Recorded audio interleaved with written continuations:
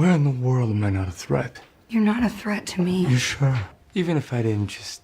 Hey there guys, this is Richard, your host, with another marvelous video. The Green Giant of Marvel did not have an easy life. He had quite the journey from being a character with severe anger issues to becoming one of the most beloved Avengers of Earth 616. And his love life too was very similar. Filled with ups and downs, Hulk fell in love over and over again, but his relationships didn't quite go the way he wanted. His love stories are super vivid, and often he's involved with women who were just as powerful as him. Over the years, there have been several women, and each of them brought their own unique problems, perks, and cons to the table. In today's video, we'll explore 10 of these wonderful women and see just how strong their connections were with the Green Goliath. If you're interested, which we hope you are, stick around. Before we go into our explanation, we have a very small request. If you like our content, please support us by subscribing to our channel. This is a small click for you, but for us it means a lot. Thank you. Let's begin.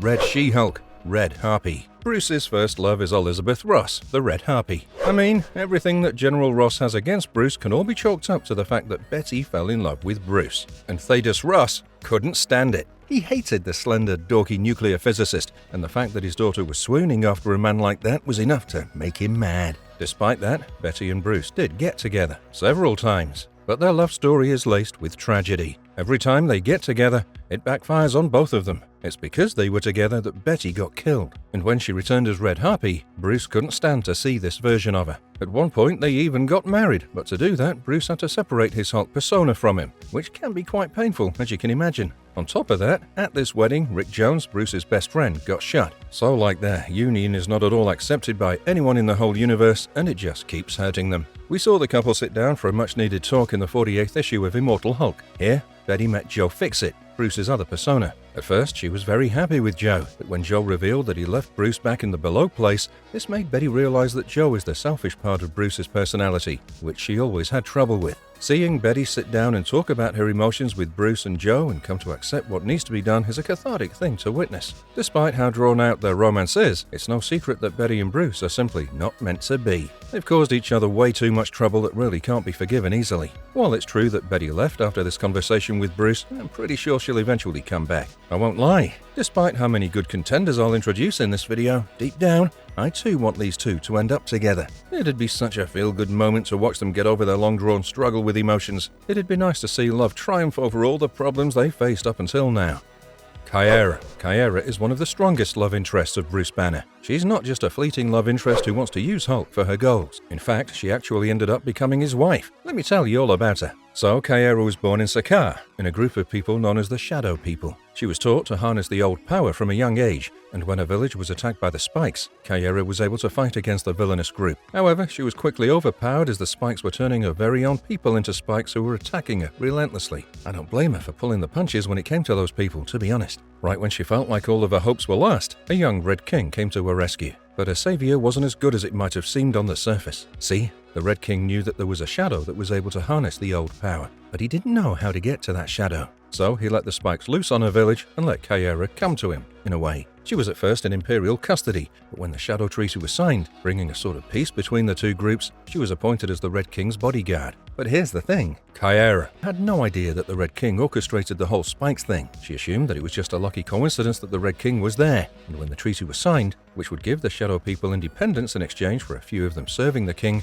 Caiera was more than happy to serve. This happiness lasted until she saw the Red King let loose on Hulk and his group of rebels. At first, Caiera was in charge of training and breaking Hulk, but when our Green Goliath managed to break free, the Red King took this step. This revelation broke Caiera's heart, and she betrayed the Red King at a moment's notice. She joined hands with Hulk and the rebels and successfully dethroned the Red King. As Hulk was now the savior, he was made king of Sakaar, and a new Shadow Treaty was put in place. Therein, the Shadow People asked Hulk to accept Caiera as his bodyguard like the Red King had, but the Hulk declared his wish to have her as his wife. In the private marriage ceremony, Hulk revealed his Bruce Banner side and bared his soul to her, which strengthened their relationship quite a bit. Together, they ruled Sakaar to maintain the peace and prosperity of the planet. Caiera found out that she was pregnant with Scar, Hulk's son, which was a very joyful moment for the couple. But their happiness didn't last long. The warp core of the shuttle that brought Hulk onto this planet was destabilizing little by little all this time, and on an unsuspecting day, it exploded. This explosion cost billions of lives, and Caiera was one of them. Hulk assumed that his son died with her as well, but Caiera, in the last act of mother's love, gave up her body to the old power of Sakaar to protect Scar. Talk about a tragic love story. Caiera was such a strong character. She has her own set of morals, and when Scar, the boy she gave her life for, went against the same morals, Caiera didn't hesitate to exile him. She's such a queen, and I love her. Thundra. Alternate timelines always show us a creative aspect of the writer and bring forth a side of our character that we didn't know about. That's exactly what happened on Earth 715. On this Earth, in the 21st century, a war broke out. Owing to the biological and chemical nature of warfare, this conflict left 95% of the women sterile. The 5% who remained fertile rose to power and decided to seize power from men. They started a systematic oppression of men and wanted to get rid of them for starting the war in the first place. By the time the 23rd century rolled around, men were considered to be servants, entertainers, and breeding stock. Natural childbirth was no longer a thing, and the world was run by the United Sisterhood Republic. This USR had a particular concern, though. They were worried about the men roaming about free, with a singular agenda: kill them all. Thundra was born into this world. She was genetically engineered to have strength and endurance, and by the time she was 18, she was a fine soldier. She joined the militia and became an officer there. During her career, she had a run-in with men from a world known as Macus, also called Earth 74101. This Earth too was overrun by women, but the men rose to power, seized it, and decided to come to Earth 715 to liberate their brothers. Thundra managed to get her hands on the machine and decided that she'd make a counterattack. However, the machine malfunctioned, and she ended up on Earth 616. She wanted to humble the strongest man in this world to prevent the world of Macus from ever gaining this power, and at first she thought the Thing from Fantastic Four would be a good subject. But then, when she fought with the Thing, whose mind switched with Hulk, she realized there was an even stronger man out there. She wanted to challenge Hulk, or so she said to everyone. In reality, she wanted to get a DNA sample of Hulk to have a baby with him. During their fight, she managed to get some cell samples from Hulk, but she wasn't able to return to her world just yet. Eventually, when she did, she used those cheek cells to get herself pregnant, and she gave birth to Lyra, a green-skinned warrior. Black Widow. Obviously, in a list of all of Bruce's relationships, if I don't mention the most talked about one, it'd be a crime. An unforgivable one. When Avengers: The Age of Ultron came out, the storyboard was amazing. The movie expanded upon the group dynamics, brought a lot of details about each Avenger to the surface, and made the characters more fleshed out. All of these were good things, and we can give 10 points to Joss Whedon for all of that. But what became a big topic of discussion between the fans and the cast was the relationship between Black Widow and the Hulk. Natasha and Hulk met when the former was sent to recruit the physicist into the team. She was quite afraid of him, needless to say. Throughout the movie, the characters had little to no chemistry on screen. They were colleagues who became friends after the initial distrust wore off. But then, in The Age of Ultron, we see that Bruce and Natasha love each other. That's why she's not scared of him anymore. We see Bruce completely losing his mind when she's kidnapped. Then, in Infinity War, they're awkward and cordial at best. Finally, after Natasha's death, Bruce tried to bring her back, but failed. Now, the love between these two characters seemingly came out of nowhere. I mean, if we sit and think about them as characters, then we can see why they fell in love, you know. Bruce never wanted to be Hulk, and Natasha never wanted to go into the Red Room and come out of it like this. They're both feared, and they're both sort of outsiders in a way. Trauma bonding can cause love to blossom. I certainly don't doubt that. But given that in the previous movies they didn't quite have a lot of on-screen chemistry, the romance really felt like it came out of nowhere. Perhaps if it were a bit fleshed out, then this relationship would have given us an absolute power couple in the later Avengers movies. Umar. Fraternizing with the enemy takes a new meaning when it comes to Bruce Banner. Given his Hulk status, it's no surprise that he's often targeted by the most evil groups. But would you have guessed Bruce would end up in a relationship with Umar the Unrelenting? Umar is Dormammu's sister, which makes it very clear that she's not a very good person. So, how did she and Bruce get hitched? Well, about that. So, Dormammu made himself the ruler of the Dark Dimension, and Umar was not happy about it. Yeah, she was by his side, but she wanted to get rid of him. When the Defenders showed up to stop Dormammu, Umar saw Hulk and decided to take him as her prisoner. She seduced him, hoping that she'd get him so enamored that he'd not dare to fight against her. But that backfired against her massively. Her hypnotizing seduction worked so well that Bruce got super comfortable around her. In fact, he got so comfortable that he was unable to stay Hulk. He became Bruce Banner and was unable to change. Well, now that he was no longer the Hulk, Bruce was useless for Umar. But Umar didn't want to give him up. She decided to ally herself with the Defenders to defeat her brother. Eventually, that worked and Dormammu was dethroned. Umar sent him to Earth in exile. However, her reign as queen didn't last long as she was imprisoned soon after. She was set free by Peter Wisdom when the Skrulls were trying to invade the Earth yet again. Then, Umar was brought onto Earth thanks to a wishing well. And there, she met Hulk again. Hulk lost control of his anger and reached the infamous wordbreaker level. Red She-Hulk tried to calm him down, but she failed. That's when Umar decided to step in and take Bruce back to her world. She was able to calm him down, and Bruce ended up becoming her consort. They even fought the Mindless Ones together, which was great. They consummated their relationship and things were good. However, Red She-Hulk showed up. She still loved Hulk, and Hulk too realized that he loved her as well. Umar, being no homewrecker, decided to let the couple return to Earth for good, ending this questionable relationship. I call it questionable because Hulk wasn't really in his mind when he and Umar got together, and I assume the reason he's calm around her is because of Umar's hypnotic abilities, so that's a bit of a red flag for my personal taste. Zarda. A romance between enemies is a trope that's honestly like cocaine for my romantic heart. Enemies to lovers?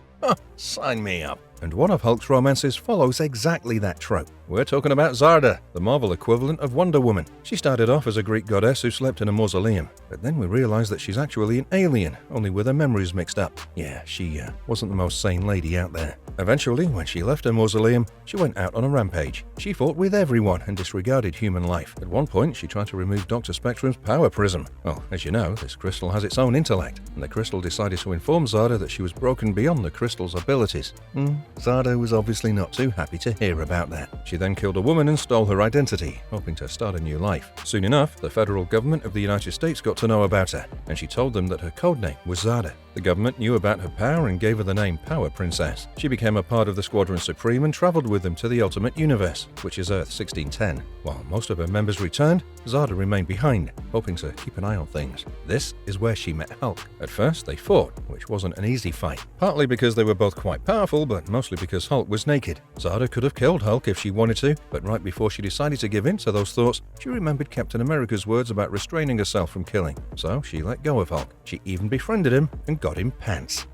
After that, their relationship blossomed. They became quite used to each other. Both of them worked in their own ways, and given how strong Zarda was as a woman, she was no damsel in distress who needed saving. Both of them pulled their own weight, and their relationship was such an interesting and fresh one to watch unfold in front of our eyes. Eventually, she decided to join the Ultimates, and right before she did, it was implied heavily that she spent a night with Bruce as their last goodbye. Such a tender love. There's no doubt that fans would be very satisfied with the story arc. Glazier. As I've already mentioned, I love me some enemies to lovers stories. So understandably, you can understand just how pumped I was when Glazier showed up in The Incredible Hulk. She looks like the Silver Surfer with a silver appearance from head to toe, and as her backstory got explored a bit further, I was super excited. She was a woman who had her heart broken by a man. When that happened, she ended up getting a superpower, which allowed her to turn whatever she touched into glass. She decided to live with a dog on a beach, in a house made of glass, and whenever someone showed up, specifically if it were a man, she touched them and turned them into glass statues. And then one day on the beach near her house, who showed up? An unconscious Bruce Banner. And instead of turning him into a statue, Glazier brought him home and started tending to him. She took care of him for a month. Yes, hurt and comfort. Oh, I love that. Their relationship was growing and it was so nice to see. And then Bruce learned that she could turn living things into glass under the full moon, and she was planning on doing that to him by kissing him. Right when she was about to kiss him, he turned into the Hulk. In the panic and chaos that ensued, Glazier accidentally turned her dog Snowstar into glass. And then, you guessed it, Snowstar shattered. No, not the dog. Then more chaos ensued, and eventually Hulk's weight made Glazier's whole house collapse. And while they were fighting, Glazier accidentally touched herself without her gloves and turned herself into a glass statue. So somewhere along the shore, with my broken dreams of enemies to lovers relationships, there's a glass statue of Glazier standing on the seabed.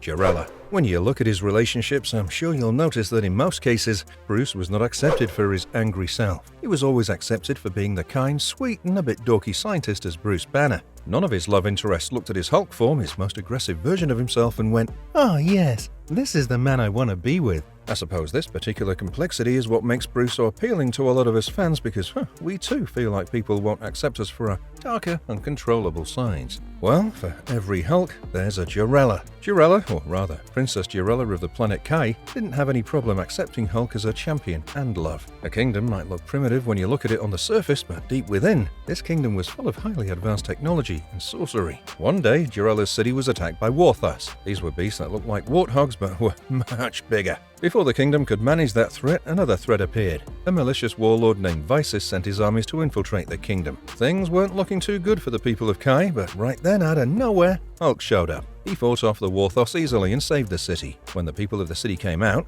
Hulk was sure that they'd scream and run away because that's quite the norm, right? Instead, the people of Kai cheered and celebrated Hulk and his gesture. As these people were also green in color, Hulk's green skin didn't scare them at all. They found it quite normal, and being accepted as Hulk was the first time for him. When Jarella met the champion who defended her kingdom, Hulk was very enamored by her. She was so gentle and so lovely. Jarella considered his showing up to protect the city as a sign from their god, Jade Goddess, and said that she would be his wife. She also called up Sorceress to help Hulk learn her language. She's so adorable. Well, the sorceress did indeed cast a spell to make Hulk understand their language, and while it helped, it also brought Bruce Banner's personality to the surface. And what do you know, Jarella, the queen that she is, accepted that with open arms. She accepted Bruce's personality in Hulk's body, just like she accepted Hulk's personality in Bruce's body. She truly was the perfect partner for Hulk, but their love story ended tragically when she was crushed while saving a boy. Bruce tried to save her by taking her to the Gamma base, but it was too late. Eventually, Jarella was brought back to Kai for a proper burial, where she and Hulk, the idyllic lovers, were worshipped as gods by the people. Monica Rappaccini. One of the coolest things about the Marvel Universe has to be all the alternate timelines and all the possibilities that come from them. As a fan, you must have had those moments where you saw a character who you despised a lot in the Earth 616 timeline and then BAM! In another timeline, they're just so lovable that it makes it difficult to keep on hating them, right? In Earth 616, Monica was a very promising student at the University of Padua. She was a biochemist in the making, but she didn't quite feel like things were going the way that she wanted. She wanted to be academically prominent, but she didn't feel like she had what it took to become a prominent academician. Eventually, she heard about Bruce Banner, who was an extremely talented physicist. Figuring that she could use him for her own good, Monica followed him to New Mexico and started getting close to him. Eventually, they ended up in a relationship, and during the entire time, Monica stole all the information that she could get from Bruce's original work. Using that information in her work, Monica ended up getting a Nobel Prize. She ended up becoming one of the agents of advanced idea mechanics and worked with them to create Carmilla Black, also known as Scorpion. She sounds despicable, doesn't she? Well, she was despicable in my eyes too, until I learned about her alternate version on Earth 58163. This Earth was created after the events of House of M, you know, the iconic humans versus mutants war. On this Earth, Hulk ended up becoming a sort of leader in Australia, and Monica ended up becoming his strongest ally and bedroom partner. Talk about toxic lovers coming back, right? While her Earth 616 counterpart is a rather hated character, I think in this version, she's a very well-deserved girlfriend. She grounds Bruce in a lot of ways that help our Australian leader plan better, and I, for one, do like that quite a bit. Bereet. While Pitbull may be Mr. Worldwide, our boy the Hulk is Mr. Intergalactic because he ended up getting a girl from the Andromeda Galaxy. We're talking about Bereet from planet Krylor of star Asita. In Krylor, Bereet was a very prominent techno artist. She enjoyed creating films, and her biggest inspirations were surprisingly not the people from her own planet. Instead, she found inspiration from the people of a planet called Earth in the Milky Way galaxy. Soon after, she found out about the Green Goliath and felt drawn to him. His acts of violence, which were often misunderstood by the people around him, felt like a topic of inspiration for her. She was so obsessed with the Hulk's journey that she decided that she'd come over to Earth to find out more about him. So, how does she go about it? She goes to Earth all the way from Krylor and tries to hang out with the Hulk. She insisted that the Kryolians were going to invade Earth, which understandably got Hulk all riled up. As Hulk prepared for an invasion that was never going to happen, Bereet kept her eyes on him. Under her watchful gaze, every action Hulk took was recorded, thanks to her Star Eyes power. Once she figured out that she had enough information on how Hulk behaves and what he'd be doing in a tough situation, Bereet left for her home planet. She went back and used all the recordings she had of Hulk to make a movie about him. This movie was The Life and Times of the Incredible Hulk, which became rather renowned on the planet. It was considered an extremely well-made art film, and all Kryolians hailed Bereet as an amazing filmmaker. So, Hulk was the one who led to Bereet's rise in fame. After that rise in fame, Bereet started working on several projects, but none of them were as great as her movie on the Hulk. So eventually she decided that it was time for her to go back and get some more material on Hulk. When she went back, the Hulk she met was not the Hulk she met the last time. This time around, Bruce Banner was the one in control of Hulk. The more time they spent together, working and whatnot, Bruce and Bereet felt a palpable chemistry between them. This eventually culminated in a romantic relationship between the two. However, as most of you know, Bereet was not in for the romance. She spent her time with Bruce just to know more about him and to make more movies about him. The romance that happened between them can be chalked up to circumstantial events. Despite how frivolous their relationship was, Bereet saved Bruce from the UFOs, the power-hungry versions of the Fantastic Four. We can't track you in stealth mode, so help me out. I need you. Marvelous verdicts. Hulk's had quite a few love interests. Some good, some not so good. But all of his love stories end up with some sort of tragedy, which honestly, breaks my heart. But I suppose this tragedy is what makes these happy relationships feel so good. Seeing our green Goliath happy is such a good story arc, and as a fan of Bruce Banner, I do want our physicist to end up happy and fulfilled. Let us know in the comments who your ideal woman for Bruce is and why you feel that way. Until next time, have a great day. And if you liked our content, don't forget to leave a like and subscribe to us if you haven't already. Have a good one and be safe. Thanks everyone.